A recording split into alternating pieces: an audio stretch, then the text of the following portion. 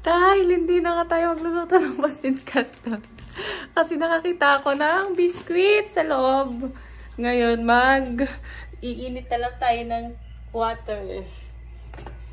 Kailangan tayo ng tubig, mga ka-farmer. Ay, kakatapos ko mag-exercise, guys. Tapos kakain ako ng pasit canton. Naisip ko, wag na lang. Sayang ang aking pagod. Kaka-exercise. Oh my G. Yan gagawin ko. Magkakapit na lang ako pang hapunan. Tapos, yung natitirang salad dito, kaninang tanghali. Titirahin ko na lang din to. Ano bang pagkain pa dito? Wala nang pagkain dito. Ay, may biskotso dito. Kaso expired na. Expired na siya noong February 26, 2025. Isip nyo ba ang naisip ko? Dahil wala ng pagkain. Pwede natin tirahin yan mamaya. May allowance yan 1 month. Sa akin ang allowance yan 6 months. Pwede pa. Meron pa pala dito biscuit. Kailan na expiry? Tingnan natin. March 2025. Pwede pa? Tingnan natin. Kung wala pang amag, pwede pa yan. Diba? Crispy pa man. Pwede pa. So, wala na. Wala na ang nakakitang pagkain. Natatamad akong lumabas. Pipino. Ano to? Bukas na to. Gagawin ko to. Ano to? Parang itlog. Wala na talaga akong magawa. Marami ako dito buto ng mga avocado. Gagawin ko to. Bibili pa ako ng alcohol. Ay, ito pala. Nagpo-promote ako. Sa lahat ng problema ng inyong mga balakubak. Ayokong mag-promote na ano. Hindi ko ipopromote siya. Pero ipopromote ko na rin. Hindi ko siya ipopromote para, alam mo yun, gusto ko lang makatulong. Kaya ako sinasabi to. Punta kayo sa Mercury. Magtanong kayo doon kung ano yung mga antifungal para sa inyong mga balakubak. At isa yan sa matagal ko ng problema sa balakubak. Kahit anong gamitin ko sa ulo ko, may mga balakubak pa rin. Pero, thanks God, ngayon wala na. Bakit? Dahil sa ginamit ko to. Ginamit kong antifungal shampoo. Punta kayo sa Mercury. O kahit saang butika. Magtanong kayo doon kung ano yung mga antifungal shampoo. Ang sachet lang yung binili ko, kulay green. Basta yun yung binili ko, kulay green. Tapos, ipapahid lang yon dito mismo sa ating sa ating ulong, sa yung balakubak nyo. Bababad nyo muna siya ng 3 minutes bago nyo banlawan. Okay. That's all. Tayo natin na kumulo ang ating tag dito ang ating kape. Wait lang. Nag-aalala ko baka malaglag ang aking cellphone.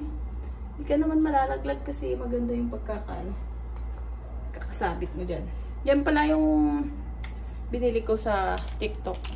Nasa link. Bigay ko yung link sa inyo ng sabitan ng cellphone na yan.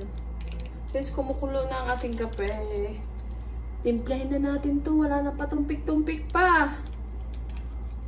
Ginagawa ko dito kasi masyadong matapang. Kasi tapang mo. Kinakalahati ko lang yan. Tapos, lalagyan ko ng asukal mga guys. Ay, hindi nyo nakikita. Ay! Hirap mag-vloggers. Lagyan natin ng asukal. Kukumpleto ang kape. Pero guys ha, pag nasanay ka sa kape mo na walang asukal, matamis pa rin siya. Lasa siyang, matamis siya kahit na wala sang asukal. Okay. Mapasok pa kita hininga pag blinag ta. Lalapuhan pa kita. Di oras. So, ang journey ng ating pag... Hala, ang laki daw ng braso ko.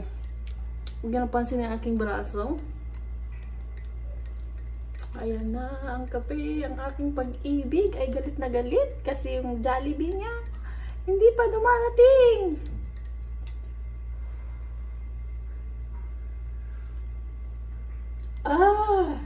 Kumakagat siya, guys. Kape. Nangangagat siya, nangangagat. Lumalabas ng aking tiyan. Sana yung partner natin. May partner tayong biscuit. Huwag na lang tayong magpansit canton, guys, ha? Pakita ko sa inyo. Wait lang. Hirap magtanggal. Tanggalin natin sa pagkaka. Uy, yung kilikili ko nakita nyo. Wait lang. Kung na lang baguhin ang position kasi makikita nyo yung likod ko. May pinagbabawal doon na hindi pwedeng makita ng netizens.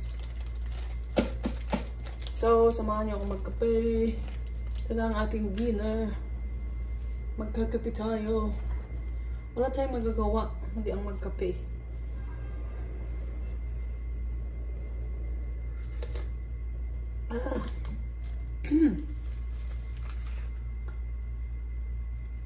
Tara, guys.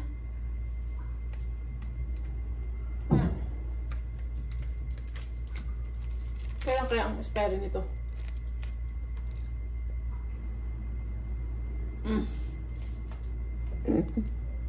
Dito.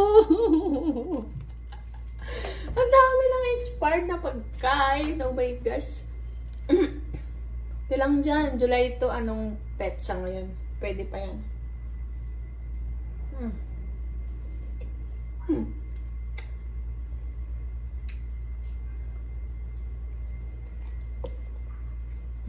Tara. Magkape.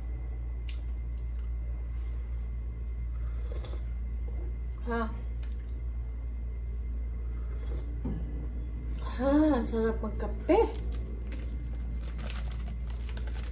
Ito ng ating dinner. Bukas na lang tayo umaga kumain ng itlog.